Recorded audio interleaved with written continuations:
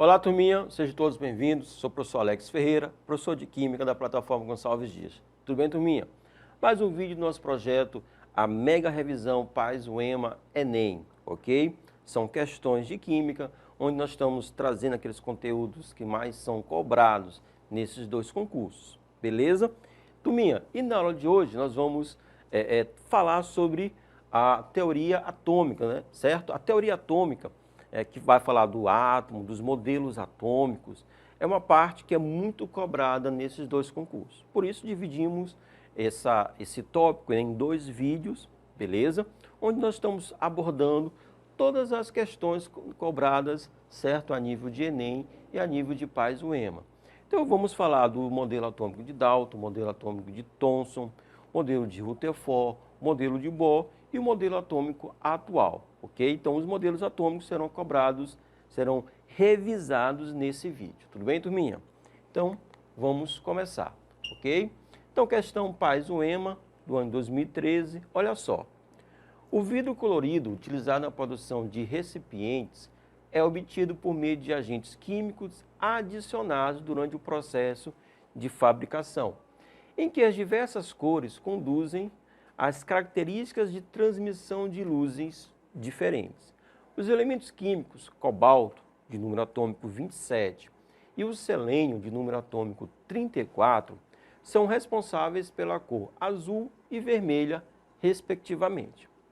A afirmativa correta em relação ao cobalto e ao selênio é a seguinte. Então, nós vamos, certo, às alternativas. Olha só.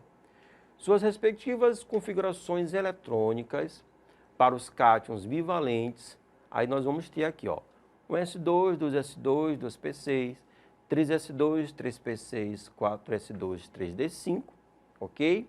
E também 1s2, 2s2, 2p6, 3s2, 3p6, 4s2, 3d10 e 4p6. Turminha, configuração eletrônica, distribuição eletrônica. Então a gente vai pegar o número atômico do elemento, né? A partir do momento que ele é um átomo neutro, então a quantidade de prótons será igual à quantidade de elétrons, e a gente vai fazer a distribuição em níveis e subníveis, ok? Letra B. Suas respectivas configurações eletrônicas para a camada de valência. A camada de valência é a última camada. No estado fundamental, 4s2 e 4s2, 4p4. C. Seus números quânticos principais do elétron mais energético são iguais. D. O elétron mais energético é também o mais externo em ambos os elementos. Por fim, a letra E. O íon selênio, certo? O ânion selênio é isoeletrônico do íon, né, do ânion cobalto 2-. Ok, turminha? Então, olha só. Para a gente resolver, já que a questão ela trouxe, certo, a distribuição eletrônica, então eu montei a distribuição eletrônica para o cobalto e para o selênio, ok? E aí, para o cobalto, né? Você vai precisar, turminha, do diagrama de Linus Pauling, tudo bem? Com esse diagrama, a gente consegue montar essa distribuição de forma correta. Então, para o cobalto, ok? Essa aqui que eu estou apresentando para vocês, tudo bem? Bateu com a configuração, a distribuição que a questão trouxe? Não bateu. Olha só, se você comparar, aqui está terminando em 3d5 e o correto é 3d7, certo? Para o selênio, a forma correta da distribuição, 4p4. E a alternativa letra A, ela finaliza com 4p6. Então, essa afirmativa A ela vai estar errada. Letra B, suas respectivas configurações eletrônicas para a camada de valência no estado fundamental. 4s2, 4s2, 4p4. Olha só, para o cobalto, a camada de valência é a última camada, que no caso é a camada 4, 4s2. Bateu. Para o selênio, olha só, a última camada, camada 4, 4s2, 4p4. Bateu com a questão. Portanto, a afirmativa correta vai ser a letra B. Ok, turminha? Todas as outras estarão erradas. Inclusive os números quânticos, certo? Eu trouxe os números quânticos para o elétron mais energético do cobalto e do selênio, né? Estão aqui, ó, e eles não batem. Ó, o número quântico principal vale 3 para o cobalto e para o selênio, o número quântico principal vale 4. Por aí a gente já identifica que não batem os números quânticos, ok? Então, a afirmativa correta, a letra B. Show de bola? Próxima questão. Bom, o carbono é um dos principais elementos da natureza, uma vez que a matéria orgânica viva é constituída principalmente por esse elemento, e a sua maior parte presente na Terra é composta aproximadamente de uma mistura de 2 isótopos estáveis. Então, isótopos, ok? Se você estivesse com a prova, né, com esse material escrito, certo? Impresso, você iria destacar esse termo, isótopos. Então, 2 isótopos estáveis, com 98,9% para o carbono 12 e 1,1% para o carbono 13. Contudo, amostras naturais de carbono sempre contêm traços, ou seja, quantidades muito pequenas, sempre contém traços de um terceiro isótopo, o carbono 14. Sabendo que o número atômico do carbono é igual a 6, o somatório das partículas subatômicas dos isótopos do carbono vale. Então, aqui nós temos as alternativas, certo? Os valores possíveis e vamos à resolução. Então, primeiramente, isótopos, olha só, átomos que apresentam o mesmo número atômico, mas diferentes números de massa. Então, número atômico, turminha, quantidade de prótons. Então, tanto o carbono 12 quanto o carbono 13 e o carbono 14 são todos carbono, então eles vão apresentar 6 prótons. Então, eu botei bem aqui, turminha, ó, prótons igual a 6, beleza? Como nós não temos aqui um íon, nem um íon positivo ou negativo, então nós temos um átomo no estado fundamental. E, turma, no estado fundamental, eu vou ter prótons igual a elétrons, cargas positivas igual a cargas negativas. Turminha, se nós temos 6 prótons, nós vamos ter também 6 elétrons, ó. Cada um vai ter 6 elétrons. Cada tipo de carbono também terá 6 elétrons. O que vai diferenciar vai ser a quantidade de nêutrons. Por quê? O que está mudando, né, é a massa. Sabemos que a massa é o somatório de prótons com nêutrons, beleza? Então, se eu tenho carbono 12 e eu tenho 6 prótons, então eu vou ter 6 nêutrons. Então, para o carbono 12, 6 prótons, 6 nêutrons, 6 elétrons, o quantitativo igual a 18. Para o carbono 13, 6 prótons.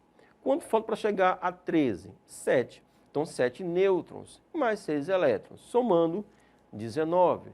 Carbono 14, 6 prótons. Para 14 falta quanto? 8. Então, 8 mais 6, 14. Beleza? 6 elétrons, totalizando 20. Somando os 3 isótopos, eu vou ter um total de 57 partículas subatômicas. Portanto, a alternativa correta, a letra A. Beleza, turminha? Questão bem simples, mas aqui a gente revisa alguns tópicos, como número atômico, semelhanças atômicas, isótopos, isóbaros, beleza? Questão interessante. Terceira questão. Os modelos atômicos são os aspectos estruturais dos átomos que foram apresentados por cientistas na tentativa de compreender melhor o átomo e a sua composição. Observe a descrição dos modelos atômicos apresentadas a seguir. Então, nós vamos ter aqui uma descrição para cada modelo. Primeiro, o modelo atômico de Dalton. Dalton descrevia a matéria a partir de algumas hipóteses. Tudo que existe na natureza é composto por diminutas partículas denominadas átomos. Os átomos são indivisíveis e indestrutíveis e existe um número pequeno de elementos químicos diferentes na natureza. 2. O modelo de Thomson. O átomo era uma esfera de eletricidade positiva, onde estavam submersas partículas negativas, denominadas elétrons.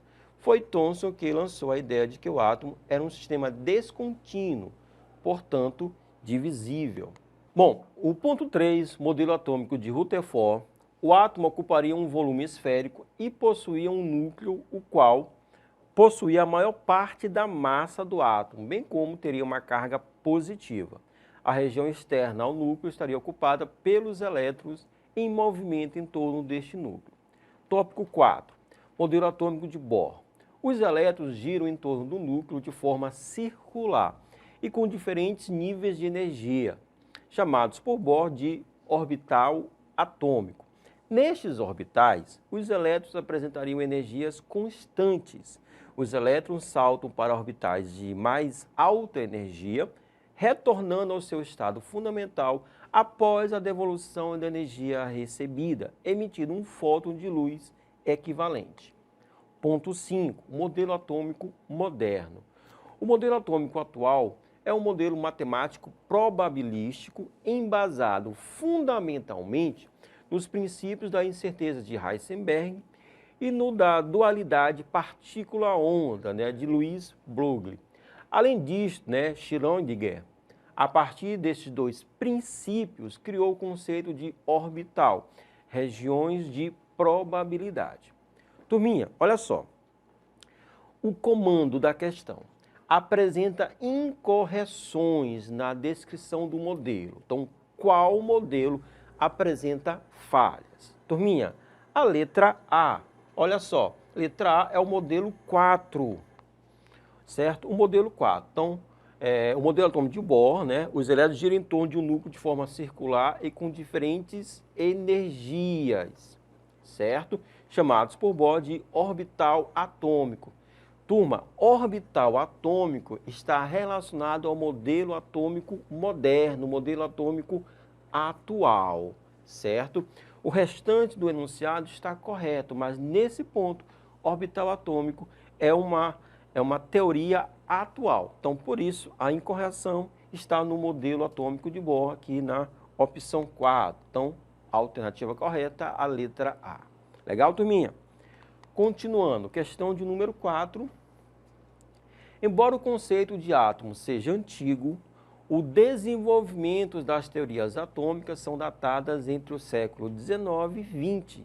Sendo assim, os principais modelos atômicos desenvolvidos para entender a natureza da matéria foram. Então, mais uma vez, turminha, uma questão trazendo essa informação de modelos atômicos. Então, a gente precisa, certo, ter esse cuidado com os modelos atômicos, ok? Se possível, a gente fazer, como na questão anterior, aquela descrição. Então, para cada modelo, quais são os principais pontos, certo? As principais informações, ok? E fazer exercício, para a gente poder absorver essa informação. Então, o modelo atômico de Dalton, o modelo conhecido como modelo bola de bilhar. O modelo atômico de Thomson, o modelo pudim de passas. O modelo atômico de Rutherford, o modelo nuclear, ok? Ou modelo nuclear. O modelo atômico de Bohr, modelo planetário. E, por fim, o modelo atômico quântico, modelo de nuvem eletrônica, de orbitais atômicos, ok? Bom, observe a tirinha a seguir para responder a questão. Então, nós temos aqui, olha só, nível 1, nível 2, certo? Ei, elétron, você está pensando que vai passar escondido? Se quiser mudar de nível, olha só, quiser mudar de nível, vai ter que emitir um fóton. Turminha, qual é a pergunta? Qual modelo atômico é mais adequado para explicar o fenômeno ilustrado pela representação animista da tirinha?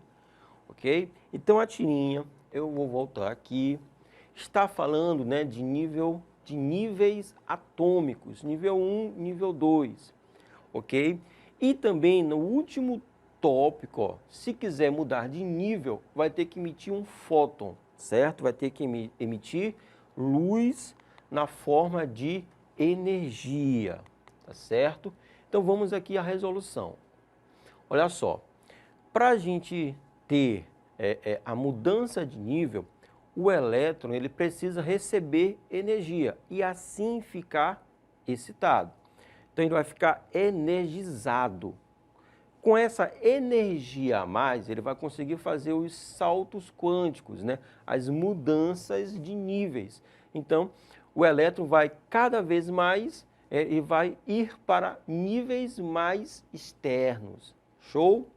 Quando a gente interrompe esse fornecimento de energia, né? Cessa a energia, os elétrons vão estar voltando para os níveis inferiores ou os níveis originais, só que essa energia a mais que eles receberam, né, essa energia vai ser devolvida na forma de luz, né, na forma de fóton. Justamente o tema da tirinha, né, da questão que nós estamos tratando. Turminha, esse modelo, certo, é o modelo Rutherford-Bohr, ok? Então, Rutherford, ele trouxe a ideia que o átomo estava dividido em regiões, ok? Núcleo e eletrosfera, e Bohr disse que na eletrosfera os elétrons estão girando em órbitas circulares e dentro dessas órbitas não há nem ganho nem perda de energia. Então, a alternativa correta é a letra D, o modelo Rutherford-Bohr. Beleza, turminha? Então, modelos atômicos a gente precisa ficar atento. Por fim, questão de número 5. Dentre os 118 elementos químicos presentes na tabela periódica, no mínimo 60 estão presentes no corpo humano, com finalidades ainda pouco conhecidas. Alguns desses elementos químicos são considerados essenciais para a vida, responsáveis por manter o equilíbrio nutricional do organismo. A ausência ou deficiência dessas substâncias, caracterizada pela carência nutricional, está relacionada ao desenvolvimento de prejuízos funcionais, já que participam de diversos processos metabólicos. Com o funcionamento inadequado do organismo, doenças podem surgir, podendo levar o indivíduo à morte. A água e certos tipos de alimentos são capazes de fornecer muitos desses elementos químicos, ok? No organismo humano, alguns dos elementos químicos existem na forma de íons. Então você, certo? Fique atento, se você quiser printar a tela, fique atento a essa informação, íons. Esses íons desempenham um papel fundamental em vários processos vitais, participando de reações químicas. Os íons sódio, o Na, e magnésio, o Mg, por exemplo, estão respectivamente envolvidos no equilíbrio eletrolítico e no funcionamento dos nervos. Em relação aos íons sódio e magnésio, é correto afirmar que são, olha só, isótopos isoeletrônicos, isoeletrônicos isótonos, isótonos isóbaros, isóbaros isótopos, isoeletrônicos e isóbaros.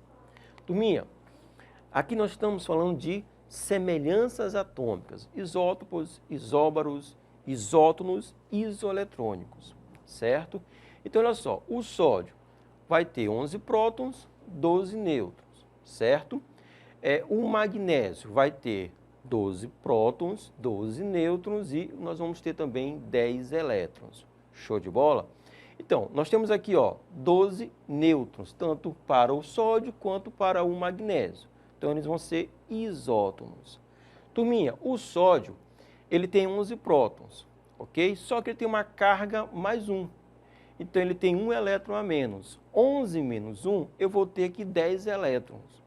O magnésio, a princípio, ele teria 12 elétrons também, certo? Só que ele é um cátion 2+, então ele tem 2 elétrons a menos. Turminha, 12 menos 2, 10 elétrons. Então o magnésio tem 10 elétrons, 12 menos 2, 10 elétrons. E o sódio também tem 10 elétrons, porque 11 menos 1, 10 elétrons. Então eles apresentam também a mesma quantidade de elétrons, por isso eles são isoeletrônicos. Isótonos isoeletrônicos. A alternativa correta, a letra B. Isoeletrônicos e isótonos. Show de bola, turminha? Espero que você tenha gostado do nosso vídeo, ficando por aqui. Forte abraço a todos, valeu!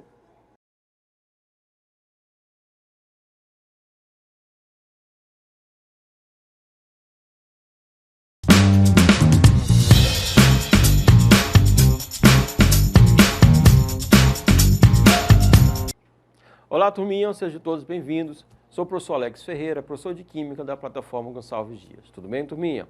Bom, mais um vídeo do nosso projeto, na nossa mega revisão, questões do PAIS-UEMA e questões do Enem. Tudo bem? Então, olha só, no nosso vídeo de hoje, nós vamos trabalhar a classificação periódica dos elementos, aquela famosa tabela periódica. Turminha, então, atenção, nós vamos trabalhar tópicos relacionados a famílias, as famílias químicas, aos períodos. Lembrando que a tabela periódica vai ser uma combinação de famílias e períodos, mais as propriedades periódicas. Tudo bem, turminha? Lápis, caneta, borracha, para você e o seu caderninho para você anotar as devidas informações ao longo do vídeo, ok? E aquela informação que você achar interessante, você pode pausar, né, para fazer o print da tela e aí você vai passar as informações para o seu caderno. Show de bola? Então vamos começar. Então uma questão onde nós vamos trabalhar famílias, períodos e propriedades, né? Vários subtópicos reunidos. Questão PAIS-UEMA, olha só, uma equipe multidisciplinar formada por geólogos, por biólogos e por antropólogos está revelando uma parte pouco conhecida da história do Brasil, no Rio de Janeiro. A análise dos restos de um cemitério de escravos mostra que os trabalhadores que vinham forçados para o Brasil não vieram todos de uma mesma região, mas de lugares muito diferentes dentro da África. Os pesquisadores chegaram a essa conclusão por uma análise química. Eles pegaram o esmalte dos dentes para descobrir mais sobre a origem dos escravos. O esmalte é a camada externa do dente, formada quase exclusivamente por minerais. E essa composição permanece inalterada durante a vida desse dente. Por isso, ela diz muito sobre a infância de uma pessoa. Os pesquisadores escolheram o elemento químico estrôncio para fazer essa leitura. O estrôncio é um elemento químico que tem grande afinidade com o cálcio, né? Então a gente precisa destacar essa informação, a afinidade com o cálcio. Explicou um dos pesquisadores. O cálcio é um mineral importante na composição dos ossos e dos dentes. Logo, o estrôncio também é abundante no corpo humano. Considere a seguinte afirmativa: o estrôncio é um elemento químico que tem grande afinidade com o cálcio. Essa afinidade se justifica por quê? Letra A. São metais alcalinos terrosos. Letra B. Formam preferencialmente compostos covalentes. Letra C. Pertencem à família 13A. Apresentam três elétrons na camada de valência. E letra E. Possuem alta afinidade eletrônica. Tá bom? Então vamos à resolução, turminha. E para chegar a essa resolução, né, nós começamos pela distribuição eletrônica dos elementos, né? O cálcio, ele tem número atômico 20, então a sua distribuição eletrônica, né, está aqui na tela, se você quiser printar e passar para o caderno.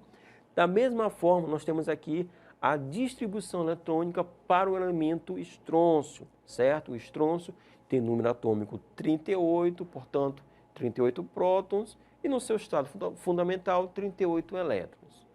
Bom, o que a gente precisa perceber? Então, feito a distribuição eletrônica, olha só onde termina a distribuição. Para o cálcio, 4s2, para o estrôncio, 5s2. Nos interessa, né, o subnível S2, subnível S com os 2 elétrons. Então, eu tenho 2 elétrons no subnível S. Então, isso quer dizer que tanto o cálcio quanto o estrôncio, eles vão pertencer à mesma família, né? A família 2A ou grupo 2, ou então os alcalinos terrosos, certo? Alcalinos terrosos, família 2A ou grupo 2. Então, eles pertencem à mesma família, por isso, eles vão apresentar propriedades semelhantes. Então, a afirmativa correta, a alternativa correta, a letra A. São metais alcalinos terrosos, beleza?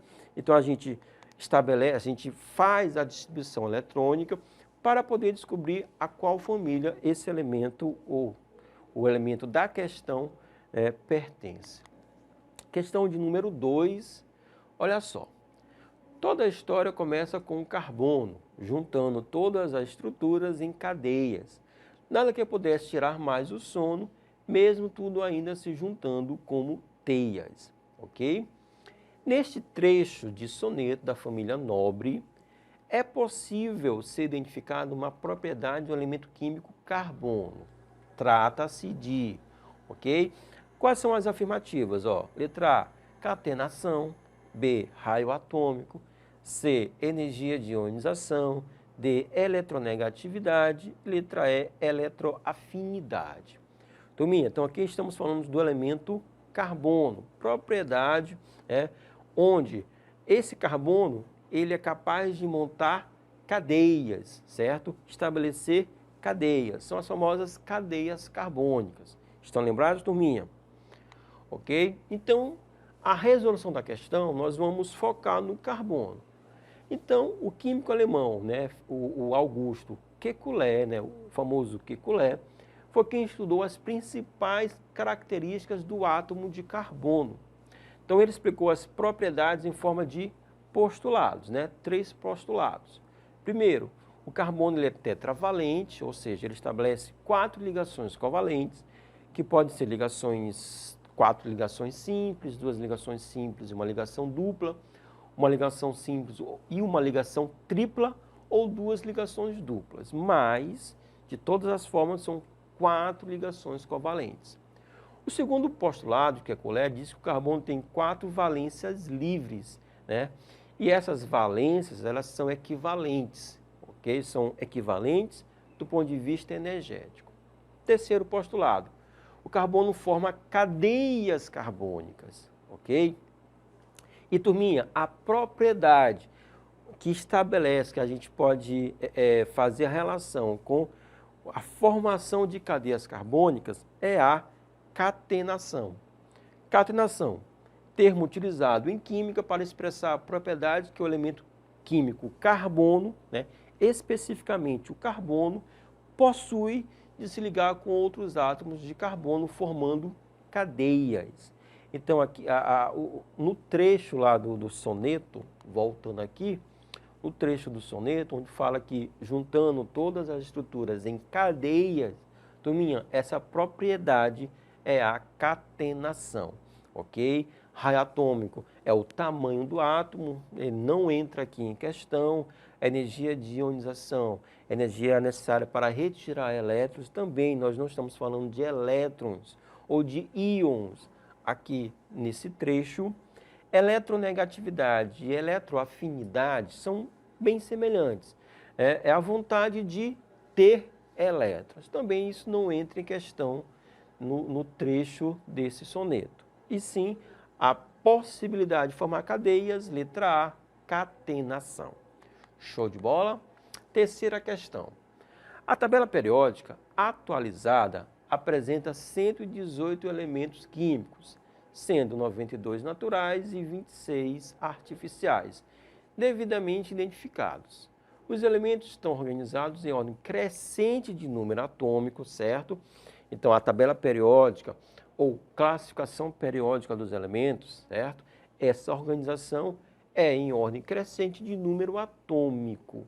E assim consegue-se agrupá-los de modo a reunirem propriedades químicas e características semelhantes, ok? Dentro de uma mesma coluna, ou seja, os elementos vão pertencer a uma mesma família e ali eles vão ter as mesmas propriedades, na verdade, propriedades químicas semelhantes, certo?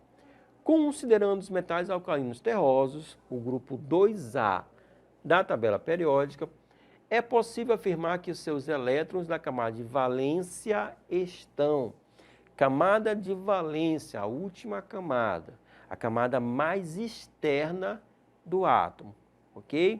Então, letra A, no mesmo nível para todos os elementos. B, no subnível S do seu respectivo nível. Letra C, desemparelhados com menor energia. Letra D, impossibilitados de formar ligação química. Letra E, no subnível P do seu respectivo nível. Turminha, Eu trouxe aqui para a gente entender essa questão, né? Ó, a camada de valência é a última camada de distribuição eletrônica de um átomo, ok? A camada mais externa. Então eu trouxe os elementos, certo? Berílio, magnésio, cálcio, estrôncio, bário e o rádio. Então nós montamos a distribuição eletrônica. Turminha, em classificação periódica dos elementos, né, a gente vai precisar muito dessa informação, né, distribuição eletrônica, certo? Então, o diagrama de Linus Pauling, então você precisa saber montar esse diagrama, porque utilizando esse diagrama você vai fazer a distribuição eletrônica de forma correta, tá certo? O que a gente percebe em comum, né, dentro desses elementos? São elementos diferentes. Olha só, todos vão terminar em S2. Está mudando o nível, certo? Né? Porque quanto mais elétrons, então eu vou ter esses elétrons distribuídos em mais camadas. Berílio, 2 camadas, magnésio, 3 camadas, cálcio, 4 camadas e assim por diante. Mas o que eles têm em comum? Olha só, todos terminam em S2. Por isso, esses elementos, eles pertencem à mesma família na tabela periódica, ok? E que família é essa? Então, eu vou ter como alternativa correta a letra B, né? O subnível S, ó. Todos estão no subnível S, ok? Do seu respectivo nível. E qual é a família? Como termina em S2, vai ser a família 2A, ou grupo 2 da classificação periódica dos elementos, certo? Lembrando que família A, eu vou ter a terminação dos elétrons ou no subnível S ou no subnível P. E a família vai ser o somatório desses elétrons dessa última camada. Show de bola? Então, classificação periódica dos elementos, eu preciso da informação, eu preciso do conhecimento, distribuição eletrônica, diagrama de Linus Pauling. Show? Questão de número 4. Olha só. Por terem camada de valência completa, alta energia de ionização e afinidade eletrônica praticamente nula, né? Energia de ionização e afinidade são propriedades periódicas, né? Propriedades químicas dos elementos. Considerou-se por muito tempo que os gases nobres não formariam compostos químicos. Porém, em 1962, foi realizada com sucesso a reação entre o xenônio, né? Olha só a camada de valência, 5s2, 5p6. Se eu somar 2 com 6, 8 elétrons, certo? A família 8A, os gases nobres, certo? E o hexafluoreto de platina. E desde então, mais compostos novos de gases nobres vêm sendo sintetizados, descobertos. Tais compostos demonstram que não se pode aceitar acriticamente a regra do octeto. A regra do octeto diz que o átomo vai se tornar estável com 8 elétrons na última camada. Mas hoje sabemos que muitos elementos, né, vão fugir da regra do octeto. A regra do octeto combina mais para os elementos representativos, né, da família 1A até a família 8A, sendo que alguns elementos da família 8A, como o xenônio, por exemplo, vão fugir dessa regra do octeto. Então vamos lá. Acriticamente, a regra do octeto, na qual se considera que, numa ligação química, os átomos tendem a adquirir estabilidade assumindo a configuração eletrônica de gás nobre. Ok? 8 elétrons na última camada. Dentre os compostos conhecidos, um dos mais estáveis é o difluoreto de xenônio. Difluoreto, eu vou ter 2 átomos de flu combinados com xenônio. No qual 2 átomos de halogênio, né, no caso o flu, né, olha só a camada de valência dele. 2s2, 2p5, não está completo. O octeto não está completo. Se ligam covalentemente ao átomo de gás nobre para ficarem com 8 elétrons de valência. Ao escrever a fórmula de Lewis, que vai mostrar os elétrons, né, que estão estabelecendo a ligação covalente, citado, certo, né? Ao escrever a fórmula de Lewis do composto de xenônio citado, quantos elétrons na camada de valência haverá no átomo do gás nobre? Aí nós temos aqui as alternativas. Turminha, olha só. O composto em questão é o difluoreto de xenônio. Então, eu vou ter o xenônio, né? Ele pertence à família 8A, olha só, 5S2, 5P6, informação extraída do texto. E esse xenônio vai estar combinado com 2 fluos. O fluo pertence à família 7A, né? Então, eu vou ter a distribuição eletrônica para a família 7A, tá certo? Então, o xenônio, ele vai apresentar 8 elétrons na última camada, certo? 2, 4, 6, 7, 8. Aí, esse xenônio estabelece 2 ligações covalentes com 2 átomos de flúor, porque é o difluoreto de xenônio, tá certo? Então, eu vou ter, ó, uma ligação covalente, é um par eletrônico, né? São 2 elétrons, ok? Então, eu vou ter 2 ligações covalentes, 2 pares eletrônicos. Os elétrons dessas ligações são contabilizados para ambos os átomos. Como a questão fala do xenônio, então eu vou ter para o xenônio, ó, 2, 4, 6, 7, 8, que ele já tinha, 9, 10. Então eu vou ter 10 elétrons para o átomo de xenônio. Por isso que, nesse caso, ele está quebrando a regra do octeto. Então, eu tenho 10 elétrons. Afirmativa correta, a letra C. Turminha, última questão, questão de número 5. Na mitologia grega, Nióbia era filha de Tântalo, 2 personagens conhecidos pelo sofrimento. O elemento químico de número atômico Z igual a 41 tem propriedades químicas e físicas tão parecidas com as do elemento de número atômico 73, que chegaram a ser confundidos. Por isso, em homenagem a esses 2 personagens da mitologia grega, foi conferido a esses 2 elementos os nomes de Nióbio, número atômico 41, e Tântalo, número atômico 73. Esses 2 elementos químicos adquiriram grande importância econômica na metalurgia, na produção de supercondutores e em outras aplicações na indústria de ponta, exatamente pelas propriedades químicas e físicas comuns aos 2.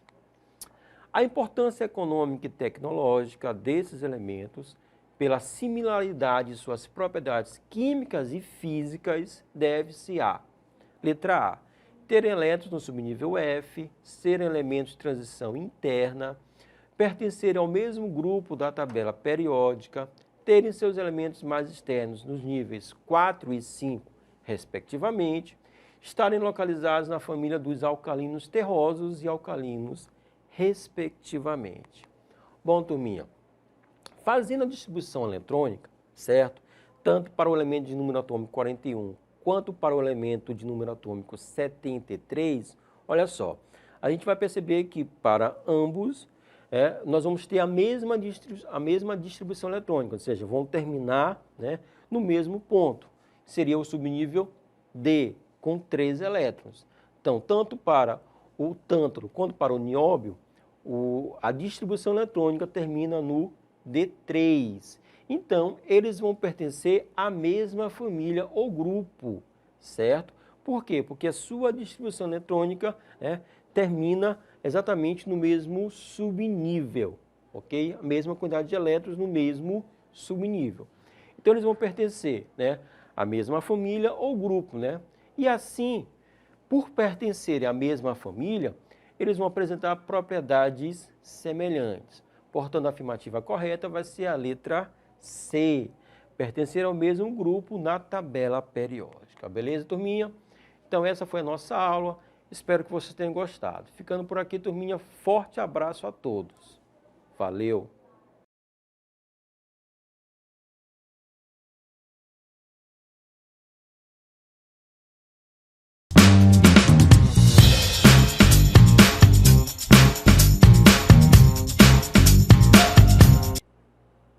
E aí, meus amores, tudo bem com vocês? Eu sou a professora Renata Fex, estou a professora de matemática da plataforma Gonçalves Dias e, dando continuidade no nosso processo de aprovação, tanto no Enem quanto na UEMA, estamos trazendo para vocês mais questões, né?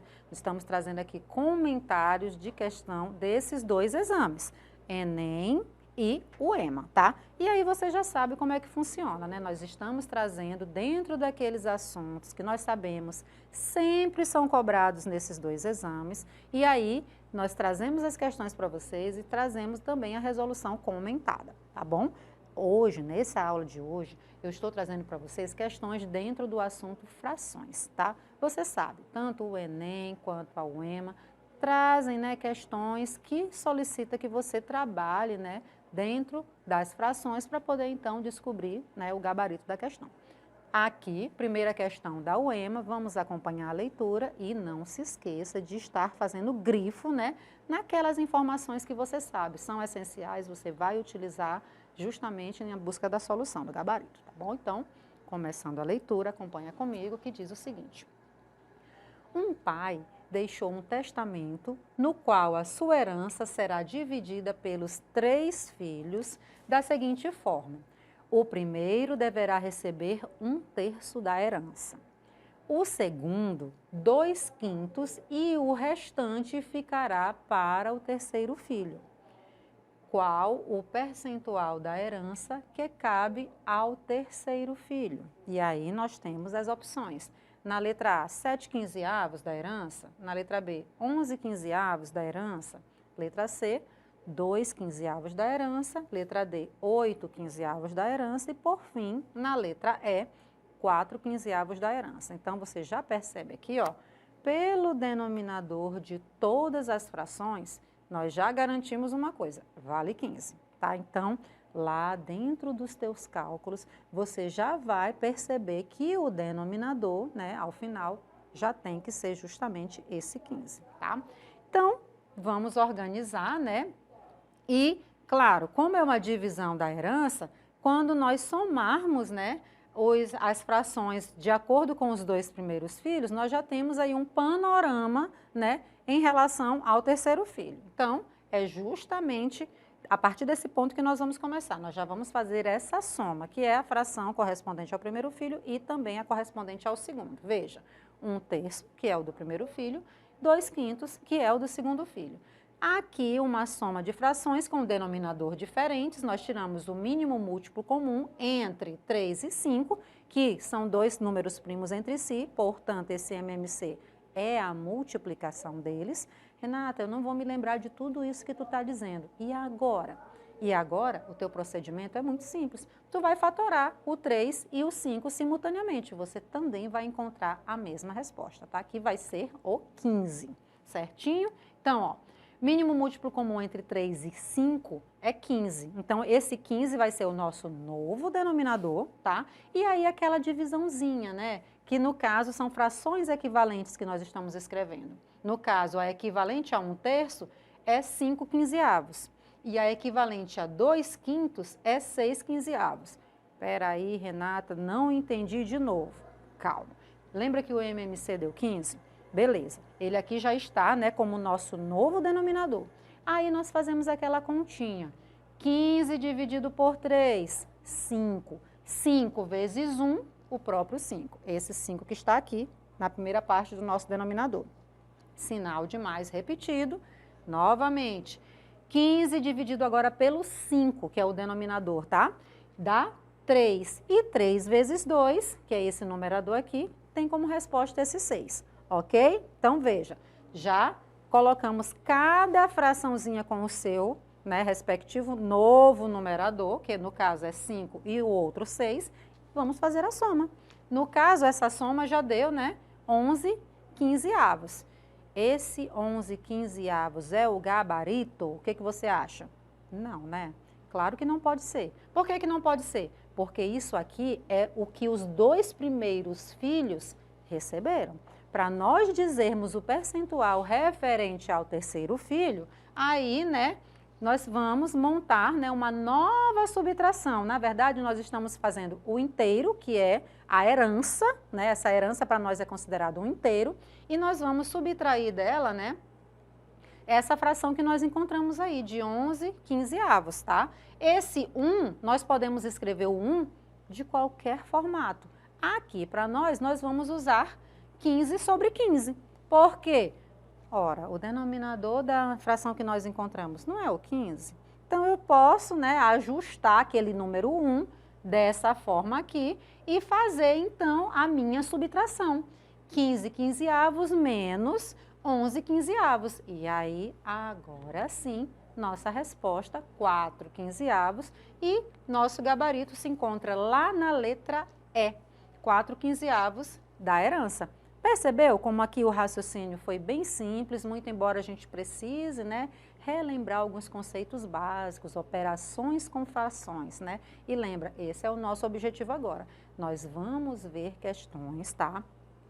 De acordo com os dois exames, tanto da UEMA quanto do Enem, aonde nós estamos trabalhando com números nesse formato aqui de fração, tá? E claro, não se esqueça, isso é muito importante também, a fração, na verdade, ela é o número em si, ele é um número racional, não é isso? E pode ser, né, representado tanto na fração quanto no decimal. Então, fica atento, muito embora algumas questões por aí possam aparecer números com vírgula, portanto decimais, pode acontecer, né, de você precisar reescrever esse número no formato da fração. E isso vai depender da banca, vai depender da questão, mas é só para você ficar atento, tá bom? Vamos continuar aí, já achamos aqui a resposta para a nossa primeira questão e vamos passar agora para a segunda questão, questão do Enem, tá? Nesse caso aqui, ó, perceba que o enunciado já traz aí bastante informação e se faz necessário você grifar, sublinhar, circular, dar destaque, né, para essas informações. Vamos começar a leitura. Ela diz o seguinte: a fim de reforçar o orçamento familiar, uma dona de casa começou a produzir doces para revender. Cada receita é composta de 4/5 de quilograma de amendoim e 1/5 de quilograma de açúcar, tá? Continuando aí, o quilograma de amendoim custa R$10 e o do açúcar R$2. Porém, o açúcar teve um aumento e o quilograma passou a custar R$2,20. Para manter o mesmo custo com a produção de uma receita, essa dona de casa terá que negociar um desconto com o fornecedor de amendoim. Nas condições estabelecidas, o novo valor do quilograma de amendoim deverá ser igual a, na letra A, R$ 9,20, na letra B, R$ 9,75, na letra C, R$ 9,80, na letra D, R$ 9,84 e na letra E, R$ 9,95. Então, veja, ó, aqui, né, claro, é importante você dar destaque para essas informações aqui que estão, né, na escrita de fração e também lembrar que nós temos um custo para cada informaçãozinha dessas, no caso, o açúcar e o amendoim, tá? Bom, nós precisamos inicialmente descobrir o valor que essa dona de casa investe para que ela possa, né, fazer aquela receita, tá? E como é que eu descubro isso? Bom, vou montar aqui, né, vou organizar de acordo com cada ingrediente da receita. No caso, o amendoim, lá é 4/5, né, a fração correspondente, e o valor do amendoim, 10. Então, fazendo a multiplicação ou simplesmente, né, dividindo, já que 10 é múltiplo de 5, eu posso fazer 10 dividido por 5 dá 2, 2 vezes 4, 8. Ou você também pode fazer, né, 4 vezes 10, 40, 40 dividido por 5, nós encontramos a mesma informação, o 8, certinho? Então, Isso pro amendoim. Agora, vamos fazer o mesmo raciocínio, só que pro açúcar, tá? No caso do açúcar, lembra que a fração correspondente é 1/5 e o preço dele, R$2? Mesmo raciocínio aqui, ó. 1/5 vezes 2, nesse caso é o 2 dividido por 5, que dá 0,4. Ou seja, o custo, né, para a produção dessa receita com amendoim é de R$8 e para o açúcar é de 40 centavos. E isso significa o quê, minha gente? Ora, lembra que a receita, ela tem essas frações correspondentes e o valor, né, que era tanto para o amendoim quanto para o açúcar. Então, já que eu sei quanto custa individualmente, eu posso ver o total de investimento para essa receita antes do aumento, tá? Nesse caso aqui, basta nós somarmos, né, o R$8 do amendoim com o 40 centavos do açúcar e nós temos aqui um total de investimento de R$8,40. Pronto. Vou guardar essa informação porque lembra que teve um ajuste, né, no preço. O preço que foi ajustado foi o do açúcar, né? Então, agora eu vou pegar a mesma fração correspondente ao açúcar, que é de 1/5, e vou calcular o custo com esse novo valor, tá? Então, mesmo raciocínio, 1/5 vezes R$2,20 dá 44 centavos. Pronto. Vou guardar aqui. Por quê? Tu lembra quanto era o preço lá, do total do investimento? Nós vimos, né, que foi de R$8,40, não foi isso? Nesse caso aqui, esse valor, ele não é para sofrer alteração. E lembra que a dona de casa, ela vai precisar negociar, né, no caso, o preço do amendoim. Mas para eu ver, né, essa variação, eu preciso fazer essa continha, né?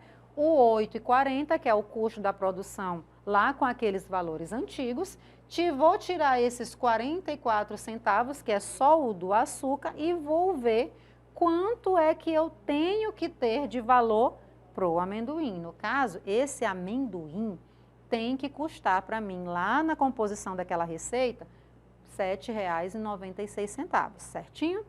E agora? Agora, lembra que eu fiz, né, uma continha para descobrir o custo do amendoim, não é verdade? Então, é o mesmo raciocínio aqui, ó. Só que lá no começo eu sabia o preço do amendoim. E aí, esse valor foi multiplicado pela fração correspondente. Aqui agora, eu já sei quanto é que é. E eu preciso saber qual é a informação que eu vou negociar, não é verdade? Então, eu vou montar a fração, só que o meu valor desconhecido, aqui está sendo chamado de x, ele será multiplicado pelo 4/5 e isso tudo, o resultado, tem que ser exatamente R$ 7,96, tá? Vamos montar aqui. Aqui nós já podemos fazer, né, produto dos meios igual a produto dos extremos, ou a chamada multiplicação em x, que no numerador aqui eu tenho 4x, no denominador eu tenho 5, e esse 5 está sendo multiplicado pelos R$ 7,96. O resultado dessa multiplicação dá 39,8. Veja, 4x igual a 39,8. Agora, basta isolar esse x, né? X vai ser 39,8 dividido por 4, portanto, R$ 9,95. E isso, para nós, lá dentre as opções, é o nosso gabarito da letra E, R$ 9,95, tá? Dando continuidade aí, já vamos passar para mais uma questão, novamente, questão da UEMA. E perceba que agora, ó, no jeitinho que ela está apresentada aqui para vocês, parece bem pequenininha, né? Cadê as opções, meu povo? Gente, quando não aparece a opção, muito provavelmente é uma questão de segunda etapa da UEMA, tá? As questões de segunda etapa da UEMA, elas normalmente são, como nós costumamos dizer, são de canetão, tá? Então, não tem opção para você marcar, você vai desenvolver todo o procedimento de cálculo e identificar a tua resposta ao final. Então, vamos fazer a leitura aqui. O enunciado diz o seguinte: um operário recebe R$ 25,00 por hora extra trabalhada. No final do mês de setembro de 2010, ele trabalhou 4 horas e 15 minutos, além das horas regulares.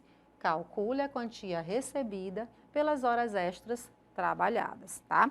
Então, enunciado, né, bem curtinho, bem claro, bem objetivo, e a gente já consegue identificar o que nós precisamos calcular, justamente, né, o que ele recebeu pelas horas extras, certinho? Então, passemos para a solução e, inicialmente, nós já vamos escrever justamente essas horas extras usando a escrita com fração, tá? Por quê? Porque aqui, ó, 4 horas e 15 minutos está no formato de tempo e não tem fração ainda associada, tá? Então, 4 horas e 15 minutos, isso corresponde a 4 horas e 15, na verdade, quem é?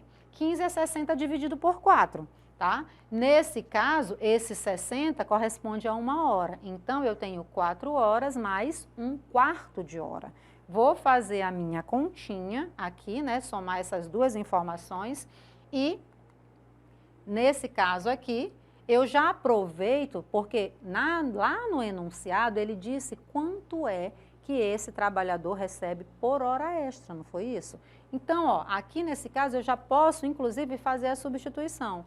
Renata, mas se eu quiser, eu posso somar o 4 mais 1/4? Pode, sem problema nenhum. Você querendo também, você pode inclusive deixar escrita no decimal. Por quê? Porque 1/4 você tem como dividir e encontrar o decimal correspondente. Aqui, né, como nosso tema geral aqui nas questões é fração, nós estamos tentando, né, manter justamente essa escrita de fração, tá? Mas, sem problema nenhum, você pode trabalhar com o decimal caso seja mais confortável para você, tá? Então, por hora não é R$25? Então, 4 vezes o 25, né? E 1/4 também vezes o 25. E agora? Agora é só fazer nossas continhas, né? No caso, 4 vezes 25 dá 100, fazendo, né, a multiplicação 1 vezes 25 dá ele próprio, e esse 25 dividido por 4 dá R$6,25, né? Agora, pronto, só somar, né? E essa soma deu 106,25, certinho? Nesse caso aí, né, nós podemos organizar a nossa resposta, que diz o seguinte: esse funcionário recebeu pelas horas extras trabalhadas um total de R$ 106,25. Gente, questão simples, bem direta, tranquilo, né? Vamos passar para a nossa última questão, que o enunciado diz o seguinte: foi feita uma pesquisa sobre a escolaridade dos funcionários de uma empresa. Verificou-se que 1/4 dos homens que ali trabalham têm o ensino médio completo, enquanto 2/3 das mulheres que trabalham na empresa têm o ensino médio completo. Constatou-se também que entre todos os que têm o ensino médio completo, metade são homens. A fração que representa o número de funcionários homens em relação ao total de funcionários dessa empresa é. E aqui nós temos, né, a fração correspondente para cada opção, né? Letra A, 1/8, B, 3/11, C, 11/24, D, 2/3 e, por fim, é 8/11. Perceba que aqui, pelas opções, né, o elaborador da questão nem me ajudou, até porque cada fração aqui tem um denominador distinto, né? Então, nós precisamos, né, montar dentro daquilo que foi passado para nós. Então, o que a questão passa para nós? Dentre os que possuem ensino médio, o total, né, a fração correspondente a homens é 1/4, e nós estamos usando aqui, ó, o Hzinho para representar homem, e 2/3, Mzinho, para representar mulher, tá?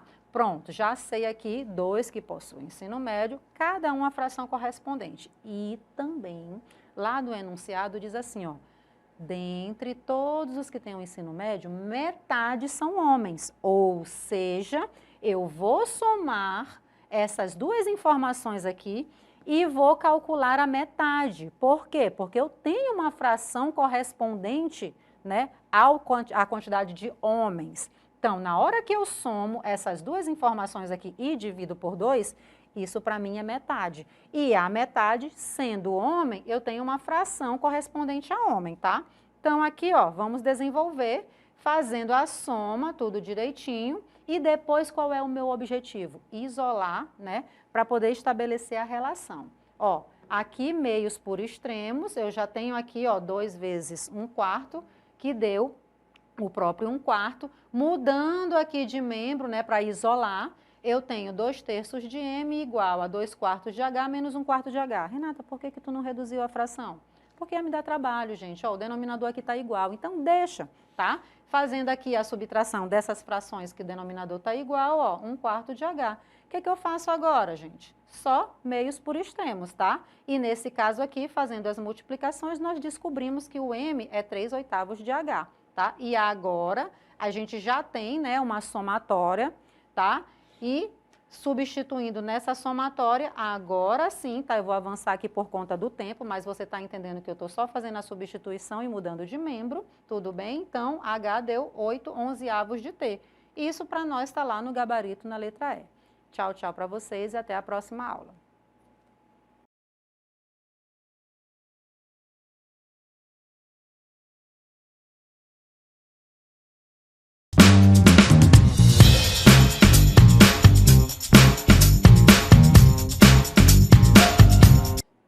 E aí, meus amores, tudo bem com vocês? Sou a professora Renata Fex, estou a professora de matemática da plataforma Gonçalves Dias e você já sabe, né? Nosso encontro sempre marcado aqui, nosso objetivo é a tua aprovação tanto no Enem quanto na UEMA, tá? E para isso, nós estamos trazendo para vocês questões comentadas desses dois exames, tá?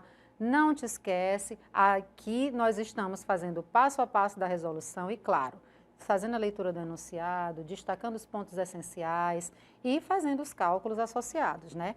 Nesta nossa aula, neste nosso momento de estudo, nós estamos trazendo questões dentro daqueles assuntos que o Enem e a UEMA, né? A gente sabe, sempre cai, sempre tem uma questão lá desses assuntos. E agora nós estamos trazendo questões que envolvem os decimais. Já te apresento aqui a primeira questão da UEMA, aonde, né, dentro do contexto, estamos trabalhando com números decimais. Então, você já tem que estar atento para a leitura e dando destaque para as informações numéricas dentro desse contexto de números decimais, tá? Vamos lá, vamos começar?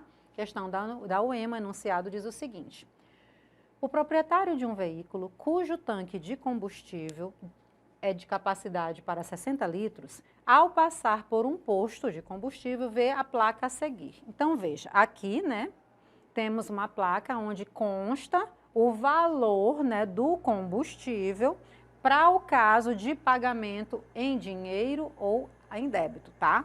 Nesse caso, é esse valor aí, 4,090, ou simplesmente 4,09, tá?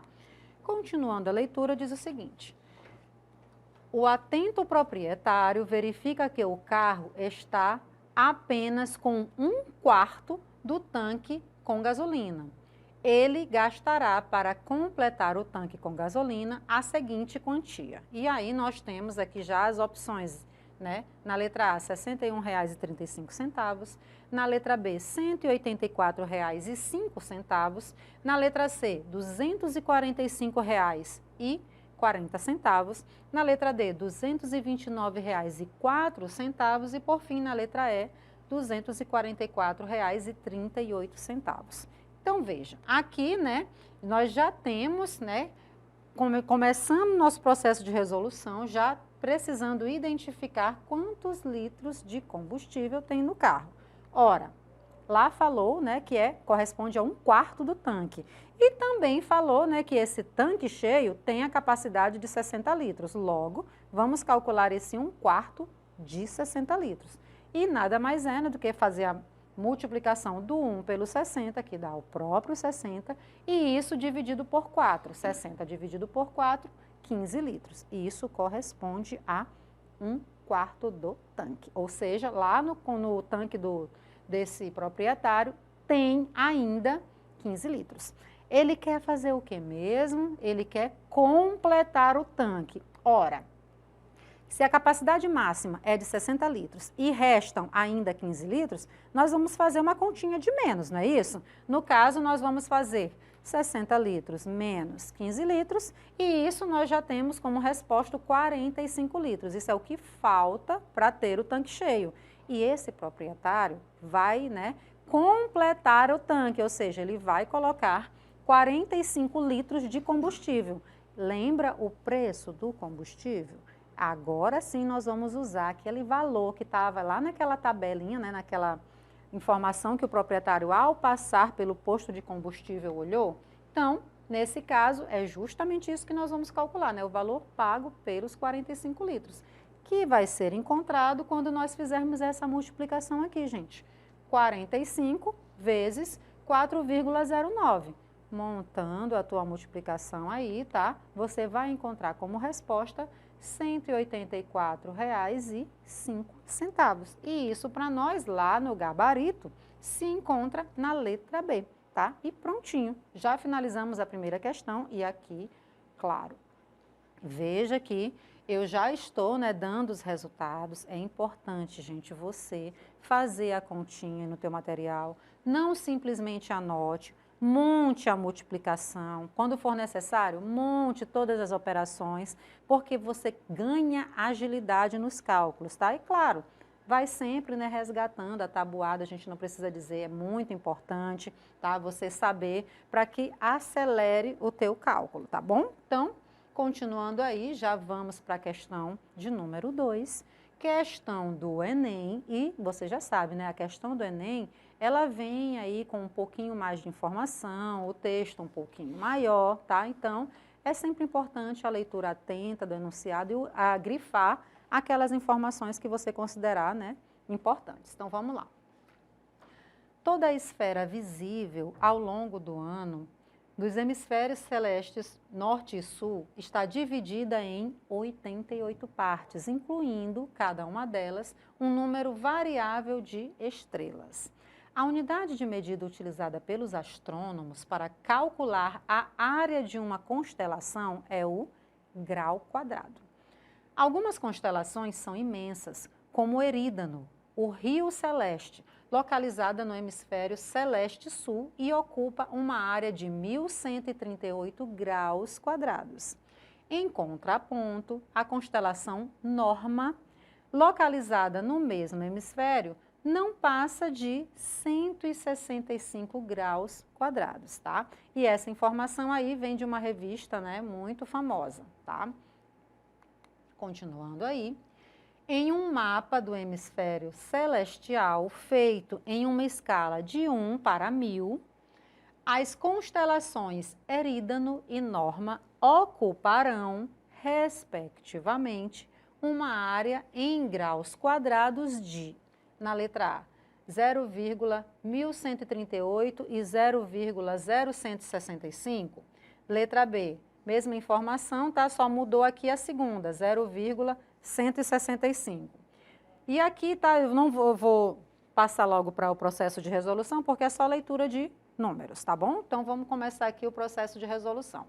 Bom, aqui o nosso objetivo é trabalhar com escala, tá? Para podermos identificar quanto é que mede cada constelação. E lembra que ele deu uma unidade de medida, tá? Então, olha lá. Desses estudos, né, dos estudos que nós temos feito aí ao longo, né, sobre razões, que a gente aprendeu justamente, né, sobre a escala. E eu preciso que você resgate esse conceito de escala aqui, que é muito utilizado tanto na matemática quanto por outras áreas, a exemplo da geografia, lá na cartografia, tá? Então, nesse caso aqui, ela é dada por desenho sobre real. Então, escala, para nós aqui no contexto das razões, é desenho sobre real. E aqui, né, eu posso usar a maneira abreviada. Eu posso simplesmente usar a primeira letrinha, tá? Nesse caso aqui, E igual a D sobre R. E aí, agora sim, nós já podemos iniciar, né, a identificação da chamada medida no desenho, que é justamente aqui, ó, o numerador dessa nossa igualdade aqui na fração, né? Então, para cada constelação, eu vou identificar justamente quanto é que vale lá a medida no desenho, tá? Então, iniciando com a constelação Erídano. Aqui, não se esqueça que nós estamos usando sempre essa mesma representação, aqui no caso essa igualdade, tá? Essa escala. Foi dito que a escala é de 1 para 1000 e lá o tamanho real é de 1138. Veja, eu tenho uma igualdade, né, de frações, eu tenho uma igualdade de razões. E isso é uma proporção. No caso, quando eu tenho uma proporção, eu posso fazer produto dos meios igual a produto dos extremos, ou a chamada multiplicação em x. Nesse caso, ó, 1.000 vezes d, 1.000d, e 1 vezes 1.138, o próprio 1.138. E, isolando o d, basta fazer a divisão do 1.138 pelo 1.000 e nós já temos aqui, ó, 1,138. Pronto. A constelação Erídano tem essa medida aqui, 1,138. Guarda ela. Mesmo procedimento vai ser feito para a próxima constelação. Lembra que ele falou de duas? Então, nesse caso aqui, mesmo raciocínio, só que agora nós estaremos trabalhando com as informações referentes à constelação Norma. A escala não mudou, desenho sobre real, fazendo a substituição 1 para 1.000, né, igual a 1 está para 1.000, assim como o desenho está para o real que vale 165. Ó, de novo, multiplicação em x justamente por eu ter uma proporção, tá? Produto dos meios igual a produto dos extremos, então eu tenho 1.000 vezes d igual a 165, e isolando esse d, eu vou ter lá no segundo membro 165 dividido por 1.000, e isso corresponde a 0,165. Pronto. Já sei qual é a medida no desenho das duas constelações. E essas duas informações, na ordem que aparecem, bonitinhas, estão lá na letra C. 1,138 e 0,165. Pronto, gente. Perceba que, muito embora, né, o tema geral aqui dessa nossa aula, desse nosso momento de estudo, seja decimais, aqui a nossa resposta, tá? Para que eu encontrasse ela, eu trabalhei com frações. Então, não se esqueça que as duas representações podem ser utilizadas, tá? E, claro, desde que você entenda a conversão de uma para outra, está tranquilo, porque, ó, aqui era a fração, né? E geramos um decimal, o correspondente na escrita do decimal. Vamos passar para mais uma questão, novamente questão da UEMA, e, no caso, vamos acompanhar a leitura, tá? Diz o seguinte: uma dieta alimentar equilibrada é essencial para a manutenção de um estilo de vida saudável. É recomendado sempre buscar o auxílio de um nutricionista para definir a dieta mais adequada para as necessidades alimentares de cada indivíduo. Analise o quadro abaixo, né, a seguir, no caso, para nós, no qual são mostradas as quantidades de calorias, carboidratos, proteínas e fibras encontradas para porções de 100 gramas de cada um dos alimentos listados. Então, veja, nós temos essa tabela aqui, tem bastante alimento aqui e o correspondente para caloria, carboidrato, proteína e fibra, tá? Vamos continuar aqui a leitura. Considere a seguinte refeição: 2 filés de salmão grelhado, isso corresponde, né, 200 gramas cada um, 3 porções de arroz integral, 100 gramas cada, uma porção de feijão carioca, 100 gramas, acelga, 50 gramas, tomate, também 50 gramas, e iogurte natural, 150 gramas. Olha o que está sendo aqui solicitado para nós. Calcule o total consumido de calorias, a quantidade em gramas de carboidrato, de proteína e de fibra para essa refeição aqui. Então, no caso, eu vou calcular para cada item dessa refeição, tá? Dentro, né, das quantidades que foram passadas lá naquela tabela. Tu deve te lembrar, né, que a tabela era enorme, tinha muito alimento ali, mas eu não vou usar todos eles, eu vou usar exatamente os alimentos que fazem parte dessa refeição, tá? Então, no caso, 2 filés de salmão grelhado. No caso, como cada filé tem 200 gramas, eu já tenho aí um total de 400 gramas. Lá da minha tabela, eu estou pegando essas informações aqui. Por quê? Porque eu preciso fazer o cálculo para cada informaçãozinha dessas aqui, tá?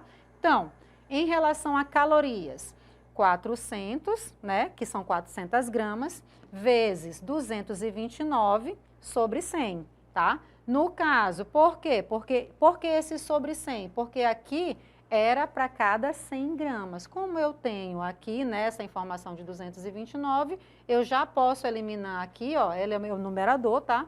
E como eu tenho zeros tanto no numerador quanto no denominador, Eu cortando zeros, ficou a nossa continha aqui, ó, 4 vezes 229, portanto, 916. Carboidrato, eu vou fazer a continha? Não, gente, nem carboidrato, nem fibra. Ó, aqui está zerado o carboidrato e a fibra também não tem informação. Nós já passamos para proteínas, tá? Porque cada porção, né, para cada 100 gramas, esse aqui, né, é o percentual de cada alimento desses. Então, mais uma vez, ó, 400 vezes 23,9, que é a informação da tabela sobre 100, cancelando os zeros, a minha continha nada mais é do que 4 vezes 23,9 e isso dá 95,6. O que eu quero que tu perceba?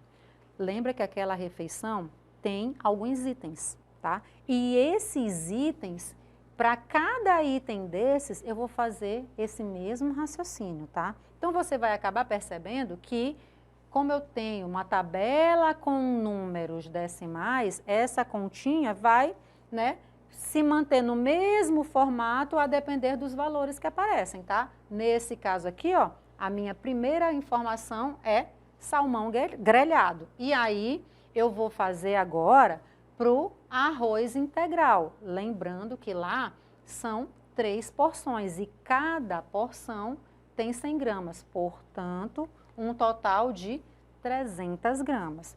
De novo, eu vou fazer o cálculo da caloria para o arroz, eu vou fazer o cálculo do carboidrato para o arroz, também o cálculo da proteína para o arroz e, por fim, o cálculo da fibra, tá? Nesse caso aqui, ó, para cada 100 gramas, né, que aqui cada informação dessa da tabelinha é para cada 100 gramas, por isso esse denominador é 100. E o número que vai estar multiplicando agora é justamente o total de gramas desse alimento, tá? Então, 300 vezes 124 sobre 100, cancelando os zeros aqui, 3 vezes 124, 372. Isso, caloria. Perceba que aqui eu vou fazer 4 continhas, justamente por quê? Porque o arroz integral cozido tem as 4 informações correspondentes. Então, caloria, já encontramos, carboidrato, mesmo raciocínio, ó, cortando os zeros, eu vou ter 3 vezes 25,8, isso traz para nós como resposta 77,4. Proteína, cortando os zeros, 3 vezes 2,6, 7,8. E, por fim, fibra, cortando os zeros, 3 vezes 2,7, 7,1. Já calculamos, né, salmão e arroz. Agora vamos calcular para feijão, tá? No caso do feijão também, ó, o cálculo das 4 informações. Então, você já entendeu, ó, bem aqui já cancela, porque são 100 gramas, sobrou só o 76. Carboidrato também já cancela, sobrou só o 13,6. E isso vai se seguir também para proteína e para fibra, tá? Então, esses valores, como aqui numerador e denominador são iguais em ambos, tá? Eu já tenho a informação direto. Então, 76, 13,6, 4,8 e 8,5. Vamos passar para o próximo alimento, que é a acelga. Agora são 50 gramas, tá? Então, lá da acelga, a tabelinha dela, né, temos essas informações. Também vamos calcular as 4 informações. 50 vezes 21 sobre 100, 10,5. Lembra que aqui, ó, é como se fosse dividido por 50 em ambos, né? 50 por 50 dá 1, 100 por 50 dá 2. Então, na verdade, eu estou pegando o meu numerador e dividindo em 2 partes iguais, que no caso 21 por 2, 10,5, tá? Para carboidratos, 4,6 por 2, você já entendeu o raciocínio, né? 2,3. Proteínas, 1,4 por 2, 0,7. Por fim, fibra, 1,1 por 2, 0,55. Eita, Renata, ainda tem coisa para calcular, né? Gente, tem. Aqui a UEMA, né, botou o braço para trabalhar, então vamos trabalhar esse braço. Tomate. Tomate, ó, também temos a tabelinha do tomate. E o raciocínio, gente, ó, 50 e o 100 lá no denominador. Então, de novo, eu estou todo o tempo pegando aquele numerador e dividindo por 2. Por quê? Porque eu estou fazendo 50 dividido por 50, que dá 1, e o 100 dividido por 50, que dá 2. Então, aqui no lugar desse denominador, que seria o 100, agora é 2, tá? Então, 15 dividido por 2, 7,5. 3,1, né? Dividido por 2, 1,55. Essa vírgula está errada, mas a gente já ajeita aqui no verbal, tá? 1,55 e não 15,5. Proteína, mesma coisa aqui, tá? 1,1 dividido por 2, 0,55. E fibra, 1,2 dividido por 2, 0,6. Atenção, aqui tá, é 1,55. Só ajeita aí no teu material. Que aqui a gente tem que fazer conta de cabeça e é ligeiro, tá? Então vamos lá. Iogurte, vamos finalizar. Aqui, ó, 150, a gente vai cortar zeros, fazer a multiplicação e depois dividir por 10. Eu estou aqui por questões de tempo, eu vou avançar aqui, porque você já entendeu o raciocínio, ó, fibra está zerado, tá? Mas o que a gente está fazendo aqui, ó? Cancelando o zero, 15 vezes 51 dividido por 10. Carboidrato, de novo, cancelando o zero, 15 vezes 1,9 dividido por 10. Proteína, cancelando o zero, 15 vezes 4,1 dividido por 10, que deu 4,8. E fibra, como não tem informação correspondente, zerou. Ufa, tá acabando. Vamos lá. Agora eu estou organizando aqui, ó, para cada alimento daqueles os valores que nós encontramos. E, ó, de novo, ó, só ajeita aí no teu material que bem aqui está errado, tá? Então, essa somatória bem aqui do carboidrato, eu peço que você ajuste aí porque está um valor maior, tá? Mas não se preocupa não, é uma somatória que você vai fazer, tá? Nesse caso aqui, ó, só calcular essas somatórias, estando atento para esse númerozinho bem aqui, que é 1,55, tá? E nós chegamos já na nossa resposta. Espero que você tenha compreendido, deixo um beijão para vocês e até a próxima aula. Tchau, tchau!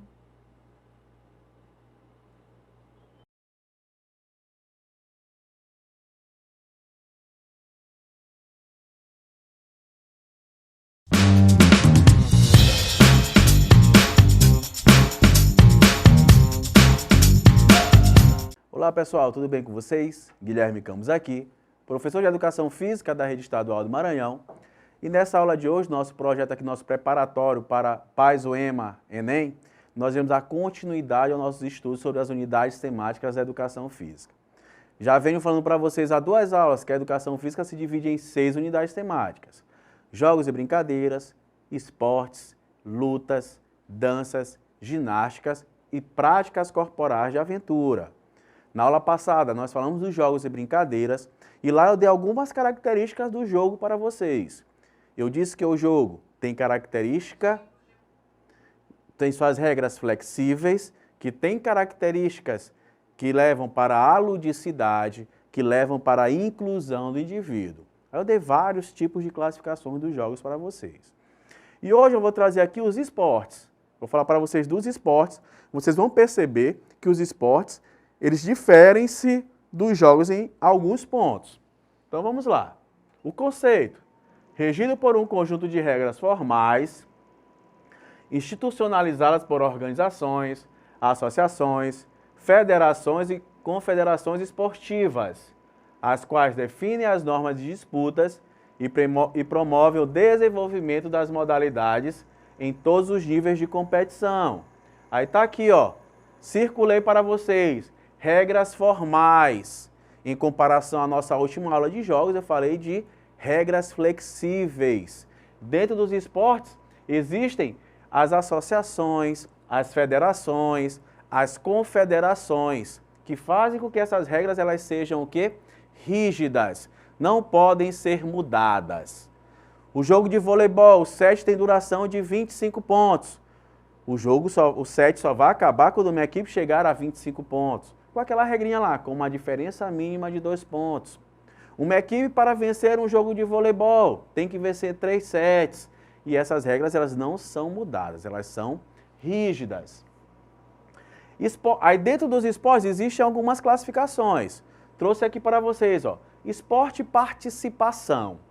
Tem por finalidade democratizar e gerar cultura pelo movimento de expressão do indivíduo, em ação como manifestação social e de exercício crítico da cidadania, evitando a exclusão e a competitividade exacerbada. Aqui eu vou circular essas expressões. Democratizar, esporte e participação, visa que o indivíduo participe daquele momento, que vai gerar uma certa criticidade, que vai evitar o quê? A exclusão.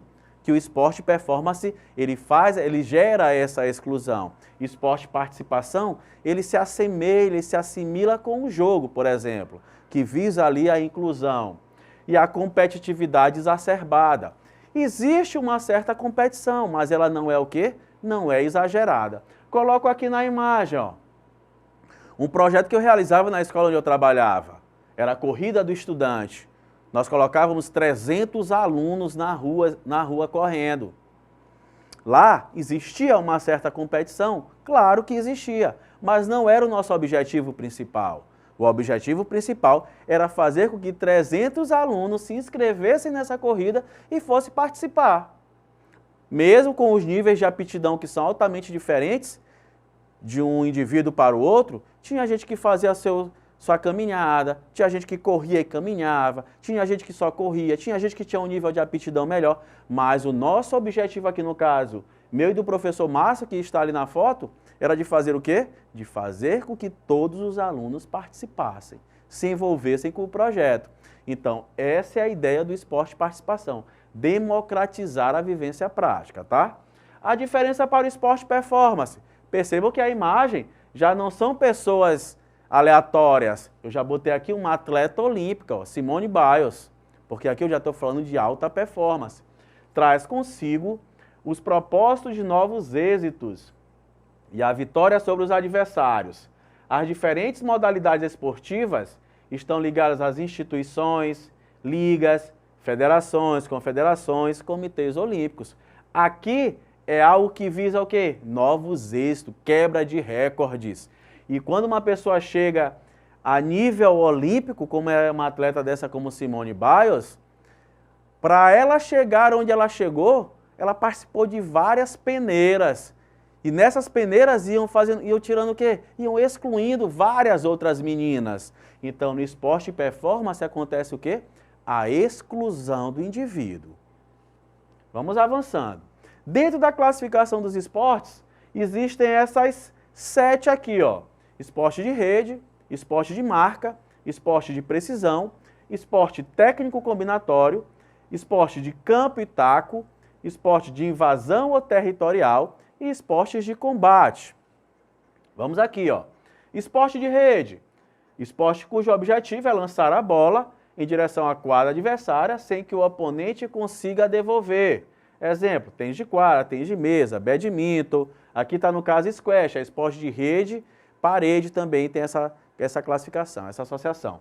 Então, vôlei, tá uma rede dividindo a quadra, o indivíduo tem o objetivo de fazer com que a bola toque a quadra da equipe adversária. Não existe contato entre os atletas adversários. No badminton, a volante, a peteca também tem que tocar o chão. O tênis de mesa, a quadra da equipe adversária, a mesa, o lado da mesa do adversário. E assim sucessivamente. Não existe contato. Esporte de marca. Conjunto de modalidades que se caracterizam por comparar os resultados registrados em segundos, metros ou quilos. Como exemplos aqui, tem aqui, ó, a patinação de velocidade, todas as provas de atletismo, remo, ciclismo, levantamento de peso. Tá aqui o Isaquias Queiroz, tá no remo, ali na canoagem, ele vai, vence quem chegar primeiro. Então ele vai remando, remando, remando, vence quem chegar primeiro. Tá aqui o nosso atleta aqui do arremesso de peso, vence a disputa do arremesso de peso, o atleta que lançar a bola o mais distante possível. Vence o atleta do salto em distância, o atleta que saltar o mais distante. Vence a disputa do salto com vara, o atleta que saltar mais alto, que conseguir passar por cima do sarrafo. Então, essas marcas que vão sendo tiradas. Nos 100 metros rasos, vence o atleta que chegar primeiro a marca lá dos 100 metros. E assim sucessivamente. Esporte de precisão. Se caracterizam por arremessar, lançar um objeto, procurando acertar um alvo específico. Como exemplo, eu tenho aqui, ó, a bocha, o curling, o golfe, o tiro com arco, o tiro esportivo e etc. O esporte de precisão, ele visa acertar um alvo, tá? O curling ali, ele vem correndo, solta, tem que cair dentro do alvo que tem lá no chão de gelo, ou então de tirar uma peça do outro que já está lá. No tiro com arco, acertar o centro do alvo, que tem uma pontuação mais alta. É precisão. Esporte técnico combinatório. Reúne modalidades nas quais o resultado da ação motora comparada à qualidade do movimento segundo padrões técnicos combinatórios. Ginástica artística, ginástica rítmica, nado sincronizado, patinação artística, saltos ornamentais, são esportes que são o quê? Que eles verificam que a qualidade do movimento. Tem uma foto aqui de Rebeca Andrade numa trave. Lá é analisado os movimentos que ela realiza dentro dessa trave. É analisado as capacidades físicas dela, como o equilíbrio, a flexibilidade que ela tem quando ela está executando os movimentos, a plasticidade desses movimentos. Perceba que aqui aparece, ó, patinação artística, porque a patinação artística, ela visa, é avaliado do atleta os movimentos que ele realiza ali na sua apresentação. Ainda há pouco, quando eu falei do esporte de marca, apareceu lá patinação. Mas a patinação que eu falo lá é a patinação que o atleta disputa quem vai chegar primeiro no final. Tá certo? Vamos avançando. Esporte de campo e taco se caracterizam por rebater a bola lançada pelo adversário o mais longe possível. Nós tivemos agora nos últimos Jogos Olímpicos, ó, a inclusão do softball, que geralmente os Jogos Olímpicos, quando eles acontecem no local onde esse esporte ele acontece bastante, eles vão ali e mostram esse esporte dentro dos Jogos Olímpicos. Então o softball, o beisebol, o cricket são modalidades de campo e taco. Invasão territorial, isso aqui talvez seja o que mais vocês conheçam, talvez não conheciam por essa classificação, mas os esportes de invasão se caracterizam por comparar a capacidade de uma equipe introduzir ou levar uma bola à meta ou setor da quadra do campo defendido pelos adversários. Eu tenho que entrar no campo da equipe adversária, por exemplo, para fazer um gol no futebol, para fazer uma cesta no basquetebol, eu tenho que entrar no campo do adversário. Então eu invadi, eu entrei. Esporte de invasão ou territorial. São os esportes que eles têm o quê? Muito contato físico. Futebol americano, handebol, todos esses são esportes de invasão. O professor só está trazendo essas classificações para a gente, isso não é bobagem? Não, não é bobagem não. Cai no Enem, eles cobram no Enem algumas classificações como essa aqui.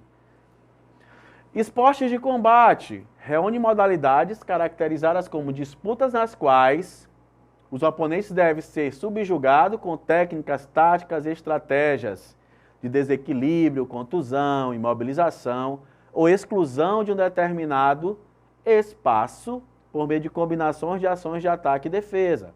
Como exemplo, judô, boxe, esgrima, taekwondo, todos esses aqui são esportes de combate, que também são lutas, tá? Professor, como é que existe o esporte de combate? Não tem a luta, não tem uma diferenciação? Não.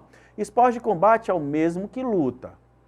Só que a luta ela pode ser praticada sem que haja competição entre os participantes.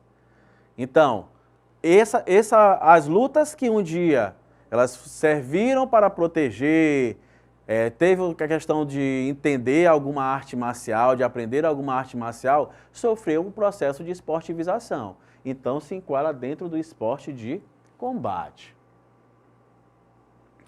Aí, eu trouxe um tópico aqui que é bem interessante, que geralmente também eles cobram muito no Enem, que tem a ver com esporte e gênero. Aí eu vou trazer algumas informações para vocês aqui, ó. As mulheres nos Jogos Olímpicos, as modalidades dos Jogos Olímpicos, modalidades mistas, dados à participação do Tóquio 2021, sexualização do corpo feminino, diferenças salariais, futebol é coisa de menino e as aulas de educação física. Então vamos lá. As mulheres nos Jogos Olímpicos. Perceba que essas informações, ó. Os Jogos Olímpicos da Antiguidade, não havia participação das mulheres nas disputas, nem mesmo na plateia. Então as mulheres não participaram dos primeiros Jogos Olímpicos, nem da Antiguidade e nem dos primeiros Jogos Olímpicos modernos, que aconteceram aí no ano de 1896. Na primeira edição dos Jogos Olímpicos de 1896, não houve a participação das mulheres. Então, percebam que já existia a questão do racismo, existe a questão do machismo dentro das práticas esportivas. Tá aqui, eu trouxe uma imagem. Isso aqui é Gabriele Andersen, uma suíça que correu a primeira maratona na qual as mulheres puderam correr, e essa imagem ela ficou gravada na memória de muitas pessoas, porque ela chegou se arrastando no estádio. Geralmente a maratona ela é finalizada no estádio. Ela ficou mais conhecida até do que quem ganhou a maratona. Por quê? Como foi a primeira, ela queria a todo custo provar que a mulher era capaz sim de correr a distância de uma maratona, que é de 42 km, 195 metros. Então ela viu ali, ela estava com isso dentro de si, que ela não poderia parar, ela não poderia desistir, porque ela pensava, se eu desistir, eu vou dar aos homens a oportunidade e a fala que eles querem de dizer que as mulheres não conseguem correr uma maratona. Então, mesmo que ela estivesse altamente extenuada, cansada, com um nível altíssimo de lactato na sua musculatura, ela conseguiu concluir. Mas vale frisar aqui algumas coisas, tá? Essa maratona que aconteceu aqui, hoje era totalmente diferente das que acontecem hoje, né? A essa época aqui, tinham só 4 pontos de hidratação. Hidratação a cada 10 quilômetros. O calor estava altíssimo, então tudo isso fez com que ela entrasse nesse estado que ela chegou. Hoje em dia, você for participar de uma maratona, a própria maratona olímpica, a cada 3 quilômetros tem ponto de hidratação.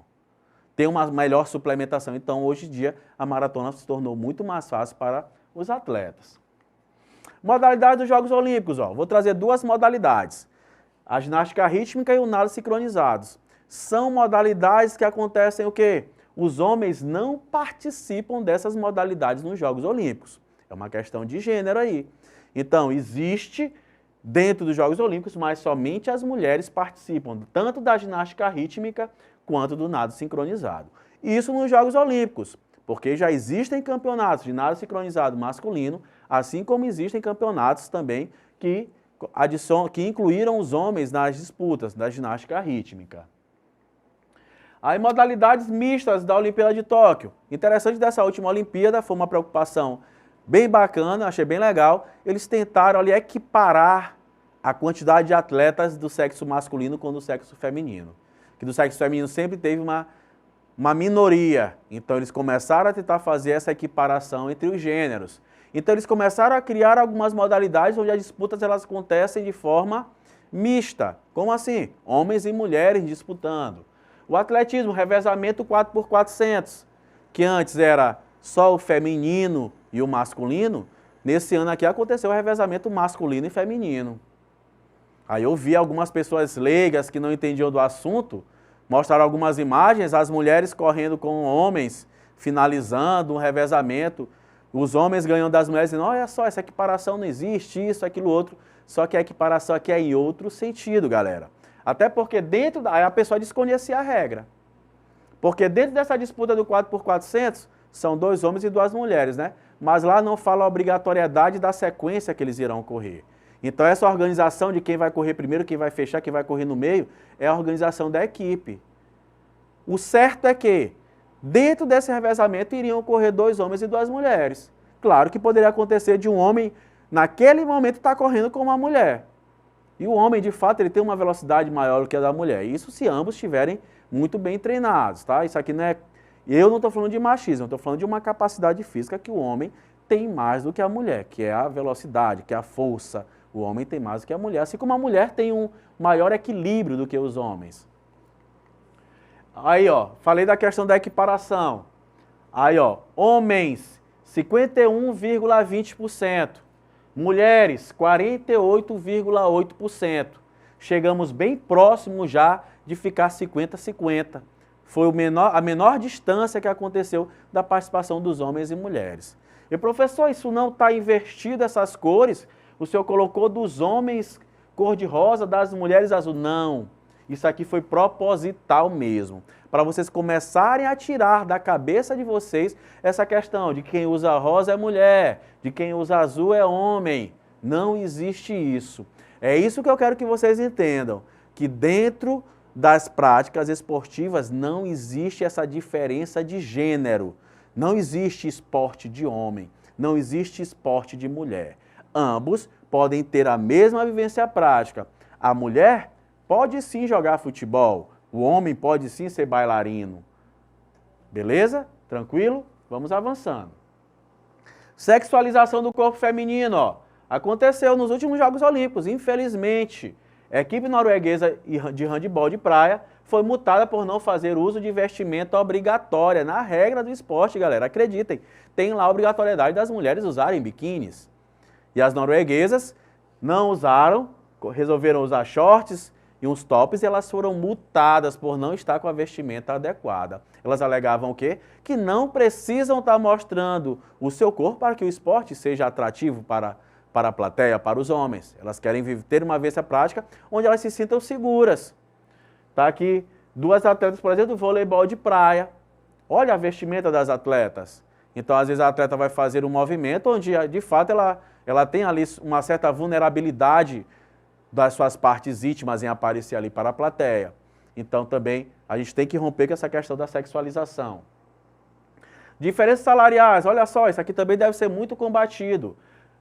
Mesmo campeonato, melhor atleta feminino, 15 mil euros, 15 mil dólares. Atleta masculino, 30 mil, o dobro do valor. Então, essa equiparação aqui ela tem que existir. Se nós formos ver no quadro dos 100 maiores atletas, salários dos atletas, apenas 2 mulheres aparecem. E é do tênis. O tênis já vem trabalhando isso há muito tempo. Aparece em 29º lugar com 30 milhões de dólares Serena Williams, Naomi Osaka, na verdade, 29º, e Serena Williams em 33º. Futebol é coisa de menino. O futebol ele foi proibido, pessoal, em determinado tempo aqui no Brasil, por mais de 40 anos. Graças a Deus, hoje já não é mais. Então, futebol é esporte tanto para menino quanto para menina. Não existe isso. Aí as aulas de educação física devem levar em consideração qualquer vivência prática, devem estar ali misturadas, meninos e meninas. Tá aqui, ó, uma etapa de uma Olimpíada que eu fazia também lá na escola, ó. 2 meninos e 2 meninas, trabalhando na prática o que eu estou falando aqui na aula para vocês. Então, galera, eu vou ficando por aqui. Até a nossa próxima aula. Vamos para cima, hein?